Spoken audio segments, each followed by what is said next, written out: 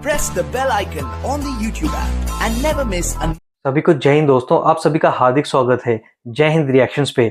आशा करता हूँ कि आप सभी लोग बहुत अच्छे होंगे। तो आज हम आपके लिए एक इंटरेस्टिंग, दमदार और जबरदस्त वीडियो लेकर आए जिसमें आप देखेंगे भारत की बेटी और सुप्रीम कोर्ट की दबंग वकील नाज़िया अलाई खान जी का दमदार और बेबाक इंटरव्यू जो कि वो देंगी अनम शेख को। तो ये वीडियो काफी इंटरेस्टिंग होगी, आपको बहुत कुछ जानने को मिलेगा और मजा आएगा। तो इसे अंत तक देखें और चैनल पे नहीं है तो चैनल को सब्सक्राइब कर दें ताकि हम आपके लिए इंपॉर्टेंट, दमदार और नॉलेजेबल वीडियोस लाते रहें। तो चलिए पहले ये वीडियो देखते हैं और अंत में इसके बारे में बात करेंगे।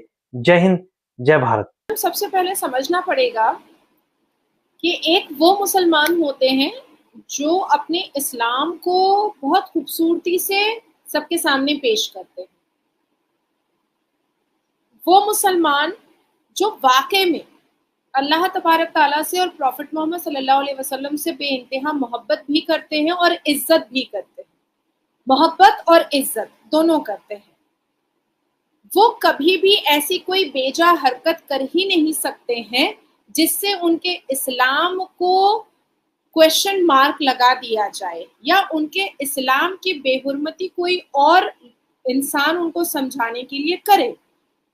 अब क्या है कि मेरे परिवार का कोई भी मर्द कभी भी रोड पर नमाज नहीं पढ़ सकता है। अगर मस्जिद के अंदर उनको जगह नहीं मिलेगी तो वो अपने घर आ जाएंगे और घर के अंदर वो मुसल्ला बिछाएंगे और नमाज पढ़ लेंगे। शायद आप पाकिस्तान से हैं, शायद आपके घर में भी यही होता होगा, आपके घर के मर्द नहीं पढ़ सकते। अब इसकी इस्लामिक वजूहात को समझना पड़ेगा। हम सबको पता है जिसने अल कुरान को बहुत अच्छे से, खूबसूरती से, बारीकी से पढ़ा है और बामायने पढ़ा है। मैं उन मुसलमानों की बात नहीं कर रही हूँ जिसने कुरान को अरबी में सिर्फ रट लिया है, क्योंकि जो भाषा आपको समझ में नहीं आती है, आप उसको सही से समझेंगे नहीं तो आप जानेंगे ही नहीं कि आपका इस्लाम आपको किन किन चीजों के लिए बता रहा है। प्रॉफिट मोहम्मद सल्लल्लाहु अलैहि वसल्लम वो गारे हिरा में नमाज पढ़ा करते थे। तो हमारी जो इबादत है वो किसी को दिखा करके, किसी को चमकाने के लिए नहीं होती है। हमारी जो इबादत होती है वो हमारे लिए होती है और अल्लाह की नजर होती है। हम अपनी इबादत से किसी को तकलीफ पहुंचाएं, हम अपनी इबादत से किसी को चमकाएं, हम अपनी इबादत से किसी को डराएं, हम अपनी इबादत से किसी के धर्म को हम बेइज्जत करें, ये हमारे अल कुरान ने और हमारे अल्लाह तबारक ताला ने हमें इस चीज की इजाजत कभी नहीं दी है, कभी भी नहीं दी है। द सेकंड थिंग इज कि रोड जो होता है, चाहे वो दुनिया के किसी भी देश का और किसी भी शहर का रोड हो, उसमें जूता चप्पल पहन करके हम चलते हैं, उसमें बहुत सारी गलाजत होती है।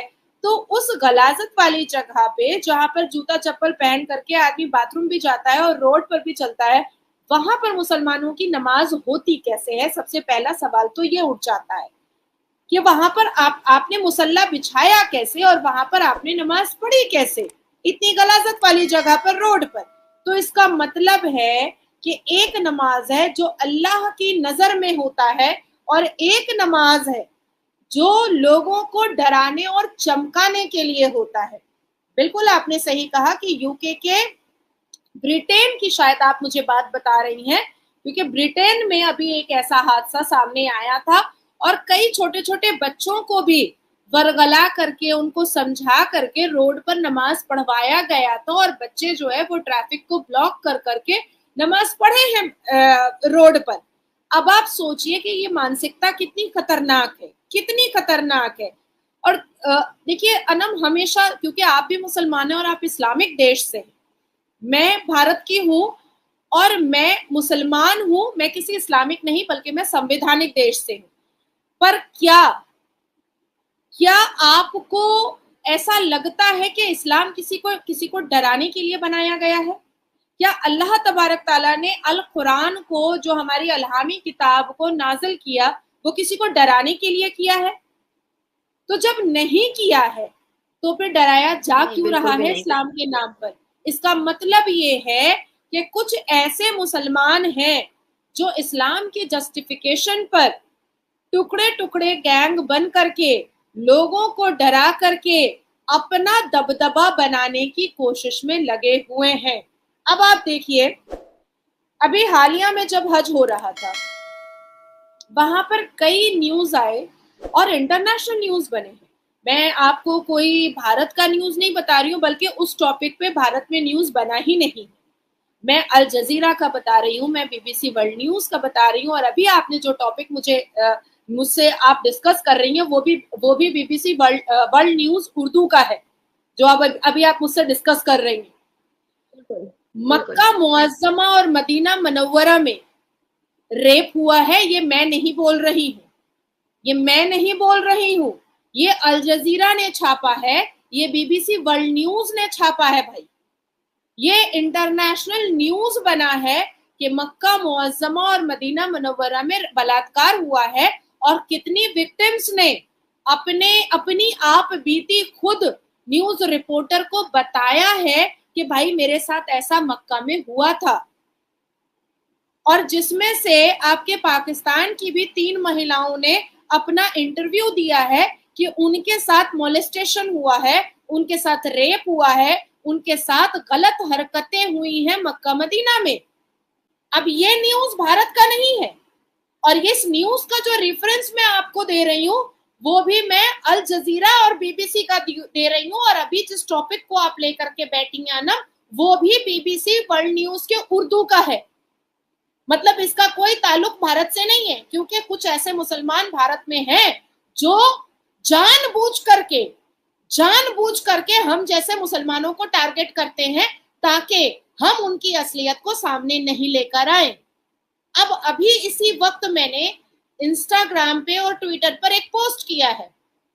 एक 70 साल का ज़ईफ आदमी 7 साल की बच्ची का बलात्कार कर रहा था, पूरा नंग धड़ंग रंगे हाथ पकड़ा गया है, और वो व्यक्ति 70 साल का ना, वो अपने मोहल्ले में इस बात के लिए फेमस था कि वो शरिया की बातें मुसलमानों को बताता था, वो कुरान की बातें मुसलमानों को बताता था, लेकिन भीतर भीतर वो छोटी छोटी बच्चियों के साथ दुष्कर्म करता था। तो मुंह पे आप अल्लाह अल्लाह रखे हो, और अपने पैंट के जिप को खोल करके औजार निकाल करके आप बलात्कार कर रहे हो, और आप ये सोच रहे हो कि कोई भी व्यक्ति आपको क्रिटिसाइज भी ना करे, कोई भी व्यक्ति आपकी गंदी हरकतों को बोले भी ना, कोई भी व्यक्ति आपको ये ना समझाए कि आपने अपने जुबान पर जो अल्लाह और प्रॉफिट मोहम्मद का नाम रखा है, उसके बाद आप किसी 7 साल की बच्ची के साथ बलात्कार कैसे कर सकते हैं। या तो आप बलात्कारी हैं, और या तो आप रसूल की उम्मत से आते हैं। अगर आप रसूल की उम्मत से आते हैं तो आप बलात्कारी नहीं हो सकते हैं, और आप अगर बलात्कारी हैं तो आप रसूल की उम्मत से कभी नहीं आ सकते हैं। ठीक है, बिल्कुल ऐसे ही है मैम। अब आती है बात अनम कि आखिर ऐसी वजह क्या है। आज बहुत चीजें वायरल हो रही हैं मेरे बारे में। भारत के तेलंगाना में मेरे लिए प्रदर्शन हो रहा है, लोग मेरे लिए ट्रेंड कर रहे हैं ट्विटर पर कि नाजिया को बॉयकॉट करो, वो गुस्ताखे रसूल करती है। भाई मैं तो गुस्ताखे रसूल नहीं करती हूँ, और अगर शरिया से लड़ना है तो भी मैं तैयार हूँ, और संविधान से लड़ना है तो भी मैं तैयार हूँ। मैं हिजाब पहन करके घर में बैठने वालों में से कतई नहीं हूँ। मैं खुले आम आज भी घूम रही हूँ, और खुले आम जब तक जिंदा हूँ तब तक घूमूंगी। अब बात यहाँ पर आती है कि ऐसी कौन सी वजह है जो डच से मुसलमानों को निकाला जा रहा है, डेनमार्क से मुसलमानों को निकाला जा रहा है, सऊदी अरब से पाकिस्तानी और भारत के मुसलमानों को निकाला जा रहा है, ईरान जहां पर इतना हाय ववेला मचता था, जहां पर मुसलमान लड़की अगर सर पर दुपट्टा ना रखे तो उसका कत्ले आम कर दिया जाता था, आज ईरान मॉडर्न हो रहा है। आखिर क्या बात है कि ब्रिटेन से मुसलमानों को निकाला जा रहा है? आखिर क्या बात है कि लंदन से मुसलमानों को निकाला जा रहा है? आखिर क्या बात है कि फ्रांस से मुसलमानों को निकाला जा रहा है? आखिर क्या बात है कि बांग्लादेश में मुसलमानों ने जो हरकत करके दिखाई है, उससे पूरी दुनिया को ये पता चल चुका है कि मुसलमान जिहाद के नाम पर किसी भी कुरीति को कर सकता है और कोई भी अश्लील हरकत कर सकता है। अब भाई बांग्लादेश के मुसलमान छात्रों ने शेख हसीना का ब्रा और इनर गारमेंट हवा में उड़ाया था। अब ये तो उन्होंने किया था भाई, और क्यों किया था ये तो सऊदी अरब को पूछना चाहिए ना, ये तो सऊदी अरब को पूछना चाहिए, क्योंकि भारत के इस्लामिक प्रेचर और बांग्लादेश के इस्लामिक प्रेचर तो उनसे पूछ नहीं रहे उन मुसलमानों से कि भैया आपका जो भी लड़ाई झगड़ा था शेख हसीना के साथ, उसमें उसके ब्रा को, उसके इनर गारमेंट को हवा में उछालने का मतलब नहीं समझ में आया, हिंदू बहन बेटियों का रेप करने का मतलब समझ में नहीं आया। आपको याद होगा अनम, मैंने आपके साथ ही, आपने मुझे वो टॉपिक दिया था और मैंने आपके साथ डिस्कशन किया था कि लंदन में और अमेरिका में कुछ पिता हैं जो एक बड़ा बड़ा बोर्ड लेकर के खड़े हुए हैं कि माय डॉटर इज नॉट हलाल मीट। याद आया आपको? माय डॉटर्स आर नॉट हलाल मीट। क्यों बोलना पड़ रहा है? क्रिश्चियंस मुसलमानों को गालियां दे रहे हैं, हिंदू मुसलमानों को गालियां दे रहे हैं, यहूदी मुसलमानों को गालियां दे रहे हैं, जैन मुसलमानों को गालियां दे रहे हैं, सिख मुसलमानों को गालियां दे रहे हैं। चलो छोड़ो, ये पूरी दुनिया का सारा देश मुसलमानों को गालियां दे रहा है, वो भी छोड़ देते हैं एक सेकंड के लिए। सऊदी अरबिया पाकिस्तान के मुसलमानों को धक्के मार कर निकाल रहा है। अब तो भारत के मुसलमानों पर भी आपत्ति मुझे लग रहा है कि आ रही है, क्योंकि सऊदी अरबिया कहीं ना कहीं इस बात को टटोल रहा है कि भारत के मुसलमान भी अरब में जाकर के, मक्का मदीना में जाकर के बेजा और अश्लील हरकतें करने लगे हैं। भारत के मुसलमानों की मानसिकता आज भी पाकिस्तान जैसी ही है। आज भी भारत के मुसलमान संवैधानिक नहीं हो पाए हैं। आज भी भारत के मुसलमान भारत की सभ्यता और संस्कार और संस्कृति को सीखना नहीं चाहते हैं। आज भी भारत के मुसलमान वही हुड़दंग मचाते हैं और वही राग अलापते हैं जो पाकिस्तान की गलियों में राग अलापा जाता है। आपके यहाँ सवान में अभी ज्यादा नहीं, शायद 25 या 28 दिन पहले एक 38 साल के मुसलमान नौजवान को भीड़ ने उसको जला दिया, मार दिया, काट दिया, नंगा कर दिया। लड़का मुसलमान, मरने वाला मुसलमान, मारने वाला मुसलमान। झगड़ा क्या था? दो पड़ोसियों का झगड़ा था और एक वजह बनाया पड़ोसी ने उससे बदला निकालने के लिए ब्लास्फेमी का। Wow, great great. दोस्तों आशा करता हूँ कि वीडियो को आपने अंत तक देखा होगा और हमेशा की तरह नाज़िया अलाई खान जी का दमदार बेबाक इंटरव्यू आपको काफी पसंद आया होगा और उनके रिएक्शन में आपको बहुत कुछ जानने को मिला होगा। तो ये वीडियो अगर आपको पसंद आई है, इसे लाइक और शेयर जरूर कर दें और अपने विचार हमें कमेंट सेक्शन में लिखकर जरूर बताएं। और एक बार फिर चैनल पे नहीं है तो चैनल को सब्सक्राइब कर दें ताकि हम आपके लिए लेटेस्ट इंपॉर्टेंट और नॉलेजेबल वीडियोस लाते रहे। तो चलिए फिर मिलेंगे ऐसी किसी जबरदस्त और इंटरेस्टिंग वीडियो में। तब तक अपना ध्यान रखिए। जय हिंद, जय भारत।